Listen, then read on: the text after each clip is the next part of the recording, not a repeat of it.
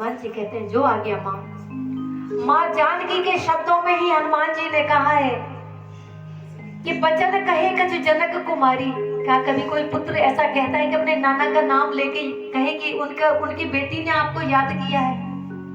ऐसे नहीं कहते। लेकिन श्री हनुमान जी ने केवल और केवल भगवान श्री राम को ये ध्यान दिलाने के लिए कि जनकपुरी में आपने 7 फेरे जब लिए थे तो एक 7 वचनों में एक यह भी वचन था कि मैं तुम्हारे रक्षा का पूरा भरण पोषण का पूरा ध्यान रखूंगा।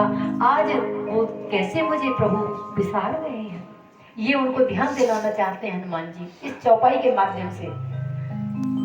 जानकी जी की सारी व्यथा को सुना भगवान के नैनों से अश्रुधारा बहती और कहते हैं कि हनुमान अब विलंब के ही कारण कीजिए, तुरंत कपिल को आयुष दीजिए, शीघ्र लंका पर चढ़ाई करने की तैयारी की जाए।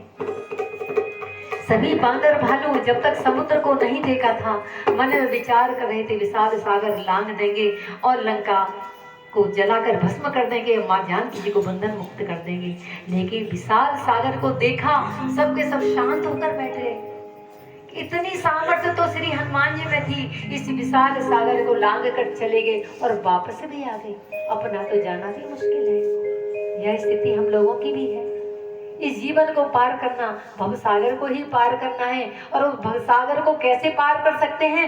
वो श्री हनुमान जी के सूत्रों के आधार पर, हनुमान जी के आदर्शों पर हम चलेंगे, निश्चित ही एक न एक दिन भव से पार हो जाएंगे। क्योंकि श्री हनुमान जी ऐसे भक्त हैं जिन्होंने काम क्रोध मद लोभ मोह रूपी लंका जलाकर भस्म की और भक्ति स्वरूप जानकी जी को प्राप्त किया। सुंदर कांड पाठ के माध्यम से हमको यह भी प्रेरणा मिलती है कि हमें भी अपने विषय विकारों को अपने से त्याग